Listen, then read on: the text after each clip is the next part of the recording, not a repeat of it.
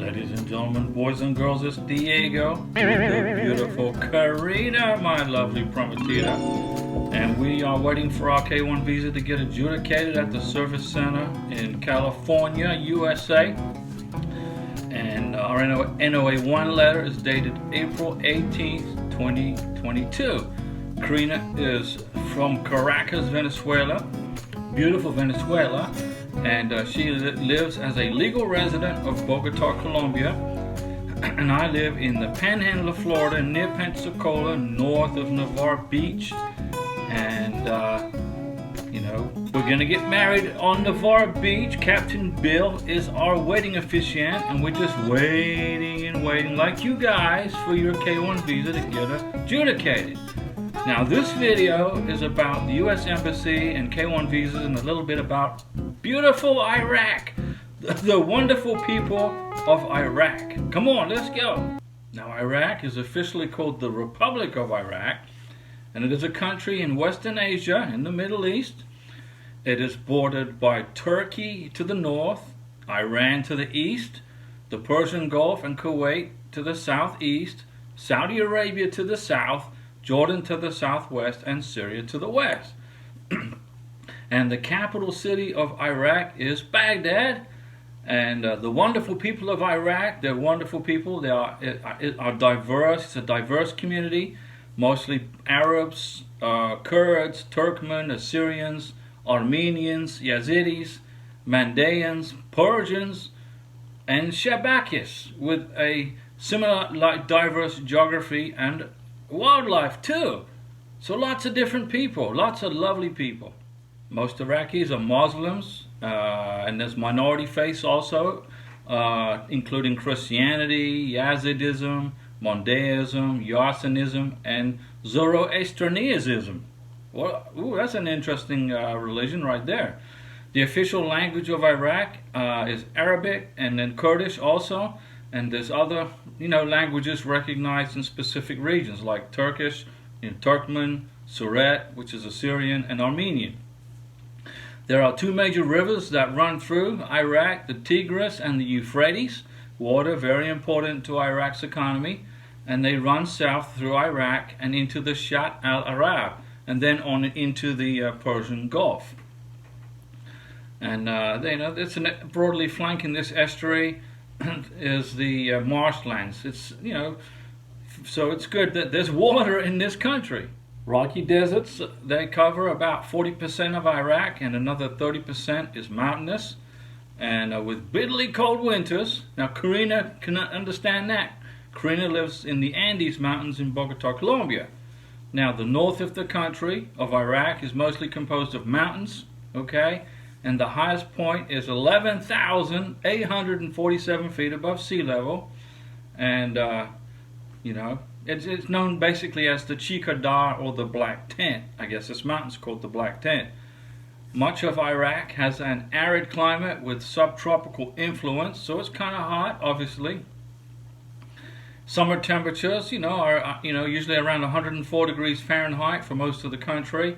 And sometimes they can exceed 118 to 119 degrees. So it's a hot place, especially in the summer. In the wintertime, it gets down to about 69, 70 degrees, with maximum roughly around 59 to 66 degrees Fahrenheit.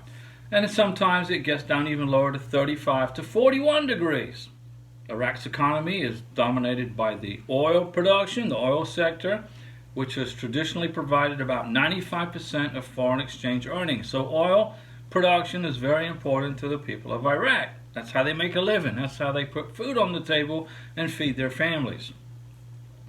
The main languages in Iraq are Mesopotamian, Arabic, and Kurdish. I mentioned that.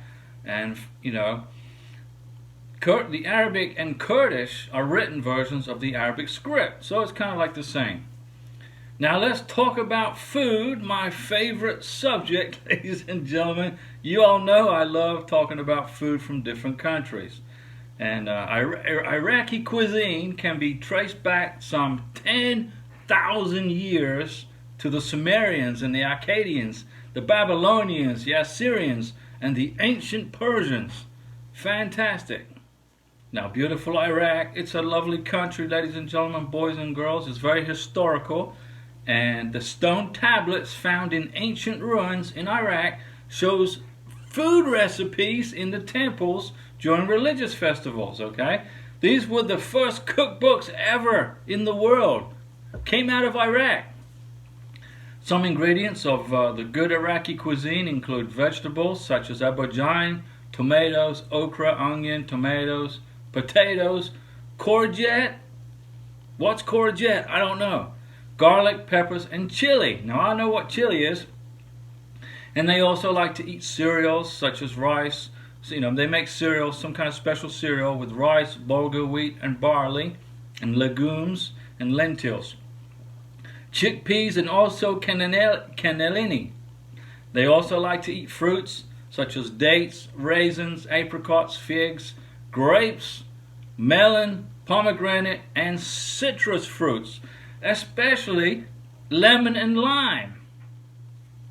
Now let's talk about K-1 visas in the U.S. Embassy in Baghdad, Iraq. Now the U.S. Embassy in Baghdad is open for business, and they are processing limited numbers of non-immigrant and immigrant visas and applications, which will be you guys, K-1 visas, CR1, IR1 visas. Now, please, they ask you to please be patient because there's a number of there's limited appointments available. So you got to keep getting online if you're trying to schedule an appointment. Keep trying, okay? Now, the embassy also says that you can schedule appointments at the U.S. Consulate General in Erbil, okay, or at any U.S. Embassy consulate with available appointments. So the Iraq ambassador has given you permission to relocate your visa to another embassy if you can't get an appointment at the embassy in Baghdad. So the embassy in Baghdad, Iraq is processing K-1 visas, CR1, IR1 visas, and they say if you have a problem submitting your visa application, you need help, okay, please email the embassy right here, okay, and then, tell them what the problem is, include your name, your beneficiary's name, your receipt number, whatever information you have available to identify who you are. In order to get a visa put in your passport, in your Iraqi passport, ladies and gentlemen, boys and girls, it must be valid for at least 6 months after your intended date of entry into the United States of America. Okay? Now, let's talk about fiscal year 2022. In fiscal year 2022, the U.S. Embassy in Iraq the State Department approved 9 K-1 visas for the good people of Iraq. Now, the address to the embassy is right here, and the hours of operation are Monday, Tuesday, Wednesday, Thursday, 8 a.m. to 5 p.m. Iraq time. It's open. They're closed on Fridays and Saturdays. So the ambassador's weekend is Fridays and Saturdays, and they open again on Sundays at 8 a.m. to 5 p.m. And they don't mention anything about a lunch break, so I guess they work through lunch. The phone number to the U.S. Embassy in Baghdad, Iraq is right here. And if you want to go to the embassy website, which I recommend you do, and get studied up, get educated on the U.S. Embassy website in Baghdad, and the website address is right here. Okay, ladies and gentlemen, boys and girls, be patient during this visa process. You will get your K-1 visa. You've just got to be patient, and very soon you're going to have the visa in your passport, your K-1 and your K-2. You're going to be on an airplane flying to the United States of America. And I'm not sure what the airline schedules are from Baghdad, but you probably fly from Baghdad to Turkey or Baghdad to Egypt, something like that. I don't know. You guys can investigate that. And if you want to study up on the embassy website, like I said, I mentioned that. And we will see you soon in the United States of America. Don't forget the live stream with Diego on Wednesdays, Saturdays, and Sundays at 5 p.m. Central Time, U.S. time. I'll do a live stream. I'm not an immigration attorney. I'm a real estate agent, and there's no legal advice given here. But I have tons and tons and years of experience with this process. And we will see you soon.